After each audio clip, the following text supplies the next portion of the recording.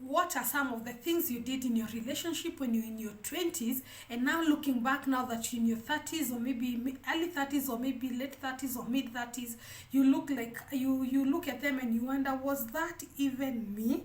So today I'm going to be discussing the difference of the dating or relationships in your 20s and in your 30s. My name is Esther Njao. Welcome back again to my channel. I don't take it for granted that you take your time, you use your bundles, you use your Wi-Fi just to sit down and watch what I say. And I hope that what I give or what I say is of help to you or helps you in one way or another. I cannot make 10 points and out of those 10 points you don't get one that can work for you, okay? So welcome to my channel. Welcome to this family, and we are all about overcoming everyday challenges, and they are based on the word of God. We talk about relationships, parenting, and salvation. So karibu sana, enjoy this video and tag along a friend of yours who you know you made these mistakes together. Kwanza those ones you are together in your 20s, tag them along and tell them that this is the place to be. So enjoy this video and God bless you. I don't know about you, but I started working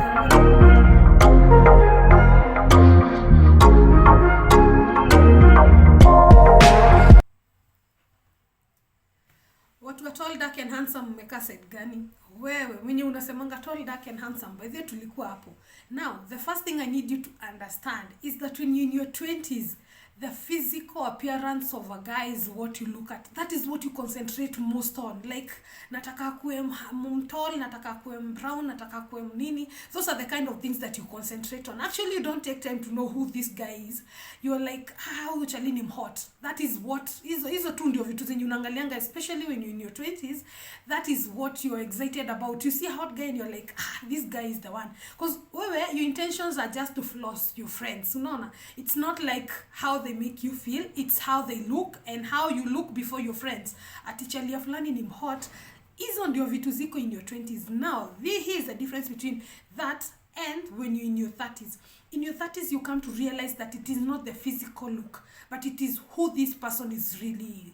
Is this who this person is really is? Because unafindingi when you're in your 30s, you want a person who is loving, a person who is caring, a person who is going to listen to you, a person who loves children. You know, watu wa tall, dark and handsome wanasemanga mimi sipendi kelele za watoto ama mimi sipendi sijui nini. And this person is a person that unaangalia long term. When you're in your 30s, you stop looking at short term relationships and now you're thinking long term. Hii kitu inaenda wapi?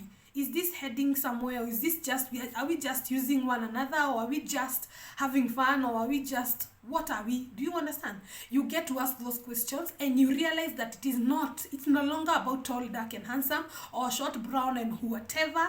It's about who this person is, his character. Unaona, unaacha kuangalia physical, unaanza kuangalia reality, unaona. And most of this, I can tell you for real, because most of my friends are in their mid 30s, early 30s. Hizo vitu za tall, dark and handsome is actually wengi hata watakangi hiyo kitu, because huo mtu atakusumbua. If that person, the only thing they can bring to the table is tall, dark and handsome, nothing else, atakusumbua na wasichana, because he's going to use all that to attract other women. So hiyo si kitu yenye inaweza furahisha mtu wako 30s, 30 plus. If you're in your 30s and you're still looking for those qualities, oh please, you have a problem. So in your 20s, you used to think physical. In your 30s, now you're looking who is this person I'm dating? What are they bringing to the table? Like, what are they all about? You stop looking at their physical appearance, see into who they really are. Another thing that we tend to, the difference between when you're in your 20s and your 30s, relationship-wise, is that a man cheating is not your problem. You see, the way you're in your 20s, and najua watu wengi wamefanya kitu. If you're dating or you have this boyfriend of yours, if he happens to cheat, the first question you start asking yourself, nini nilifanya? Kwani what have I not done? Kwani what does that other woman has that I don't have? Kwani what did she... In your 30s, you realize a cheating partner is a choice. A person who decides to cheat, that is a personal decision. There is nothing wrong with you. And this is what I say. If you see something I'm doing that is not making you happy, communicate. The best way to communicate is not cheating on me so that I can start figuring out, huyu anamfanyia nini yenye mimi sifanyi. No, we got no time for that. You know, that is, we don't have time for that. So you got to communicate to us. Niambie, come and talk to me. Babe, or whoever, call me by name if you have to. I don't like it when you do this. I would prefer if you do this. I'm a grown-ass woman. I can understand. So I'll do what I got to do what I have to do, and to make this relationship work. Because as I said in the beginning, when you're not in your 30s, it's not short term. It's long term. So whatever we have to adjust, if it's kama ni kitu ina make sense, we can adjust. If it's something that you need to sit down and make and have a discussion about, then you're two grown-ups who can just sit down and discuss and find a way out. So history at he cheated on me, and you think you're the problem. In your 20s you think that it's me who didn't do this, sikufanya hivi, alikuwa nataka nifanye hivi nikakata. It is not your problem. You realize that when you hit your 30s, it is not your problem. A person who decides to cheat, they made a decision to cheat on you. It is not that you had a problem. If there was something that they wanted you to do, they could have come and talked to you in person instead of going and trying to find someone else who can do that thing for you. And at the end of the day, hakuna kitu huyo mtu alifanya yenye huwezi fanya. It's only a matter of communication. The other thing, we make mistakes in our 20s is we don't respect people's decision on their social media platforms. Now, a 20-year-old atasumbua ajapostiwa kwa sijui Facebook, sijui Instagram, sijui janieka nini, sijui you don't post me. In your 30s, you realize you respect boundaries. If this person does not feel comfortable posting their girlfriend, their wife, their partner, their children on social media, please respect that. Stop forcing it. And there's another thing I saw. There's a meme I saw on kuna meme niliona imeandikwa, if you insist for your guy to post you on WhatsApp or whatever, you must not aujui settings za WhatsApp, because you might be the only one who is viewing that status. Unaona, umesumbua upostiwe, ana shida atakupost, lakini the settings, you know the settings, utaweza kuona ziona peke yako. So stop forcing a person to post you on their social media platform, because hii kitu imesumbua watu wengi, but inasumbua mtu wako 20s. If you don't understand that, you respect the fact that this is my social media. Hii ni Facebook account yangu, hii ni Instagram, hii ni Twitter yangu, hii ni WhatsApp number yangu. I post my photos, I post whoever I want to post, okay? And your partner has the same. Akona Facebook yake, akona Instagram yake, akona hizo vitu zote zake, ana post Kenya anataka. If anataka kushinda kipost football, that is good. If anataka kushinda kipost mama yake ama baba yake ama sister zake, that is okay. Respect boundaries. Wacha kuinsist to postiwe, because if it doesn't come naturally, see love. You understand? If a person decides to post you, it's special, because he took his time, he decided, let me appreciate this person. And at the end of the day, you realize that Kenya na appreciate, see, it doesn't make sense. Kuna some of us tunatakanga kutetemeshwa kwa M-Pesa, si kupostiwa kwa Instagram ama vitu kama hizo. So vitu zingine you realize as you grow. So in your 20s you want to be posted, you want to be shown. Being shown is not bad, but don't force it. Watch it flow. It get to a point where hata si utasema posti, unapata tu amekupost ama umempost. Stop forcing things to happen. The other thing I came to realize, we made mistakes in our 20s, and it's different in our 30s, is that you know when a man creates, or when a man cheated, or just a man cheated, and when a man just had sex with another person. Now, before you come at me, I'm advocating for cheating. There's a difference between a man cheating on you and a man having sex with another person. Let me tell you why.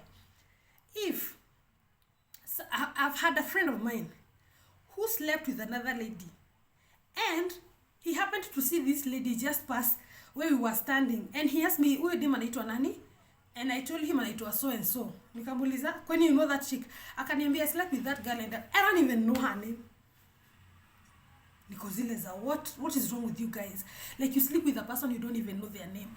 Now, cheating is when this person develops emotional feelings for that other person. That is what you need to understand when you're in your 20s, or maybe the difference between your relationship in your 20s and now when you're in your 30s. Sex, he can have sex with even a prostitute. Let me ask you, do you think when people go to the streets ama anapatafuta dem kwa streets. And I'm not trying to condemn anyone. I'm just using it as an example because of what I'm talking about. Mtu akienda kwa streets apatane na dem, anataka kulala na dem. Do you think wana having a conversation ya unaitwa nani, ulizaliwa lini, unaishi wapi, why are you here? Really, I'm here, I'm paying for this thing, let's do this thing. Shh. They don't have time for knowing their name or knowing what. So before you rant, before you kill yourself, before you start causing drama and calling everybody in your family, first understand, was this just sex? Or did this person cheat on me? Because if he cheated on you, he has developed feelings for this other lady or this other guy or whoever. Ashaanza kufeel washakuwa na attachment, washaanza kuwa na attachment. Do you understand? So in your 20s you don't realize that. You don't even have time to think that as long as this guy slept with her, he cheated on me. You need to understand that. Is it just sex? Oh, this person really cheated on me. Are they having a relationship behind my back? Or what is happening? Did they just sleep together and they call it quick? And I'm not saying people should go sleeping out with, should go sleeping with anybody outside there. That is not allowed. That is the worst level of humiliation you can cause someone to go through. But if it happens, take your time and know what happened. Don't just rush to say, lala na mtu na mimi nimeenda na nini na nini. Take your time to listen. And on to my other point. Now, the other thing you need to understand is there's a difference between sex and love making.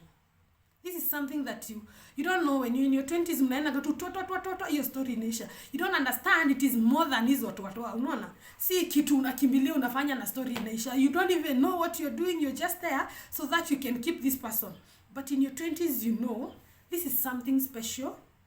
And I'm not saying in your 30s when you're not married. Like when you get married, because mostly when you're in your 30 plus, 35, now you're settled, this guy. I'm saying when you're married, I'm not advocating for casual sex or just sex with anybody you're dating. I'm saying now when you're settled and you're married, you realize that there's a difference between sex and love making. Hizo vitu mbili hazifanani. Because when you're in your 20s, you decide to fornicate.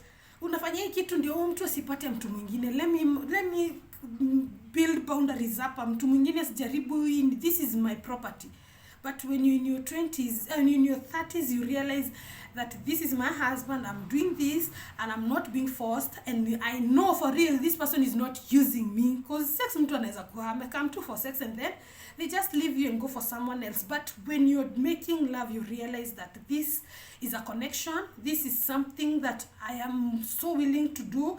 I'm not being forced. This person is not using me. I'm not using him for whatever he can offer or whatever he can do. We are doing this because we love each other and we understand what we are doing. Because in your 20s, you don't understand sex. You don't understand love making. You just do chuku. So, the other thing I want you to understand, now you stop acting wife too. A person who is not worth being a boyfriend in the first place. In your 20s, you're trying to please. Yani zile vitu kwa zinakuanga na watu wakiwa 20s. You're cooking, you're doing what, you're washing clothes, you're leaving your house to his house to go and do cleaning. Meanwhile, you've not even done your own cleaning in your own house. Yani unatoka tu kwako vizuri. Friday jioni utarudi uko Monday ukafanya kitu, lakini kwa wenyewe yake venye umengarisha hiyo nyumba. And this person you're doing all this to does not even qualify. Hata haja qualify kufika, hata hajafika quarter finals ndio umuonyeshe. At least you're trying to keep this person.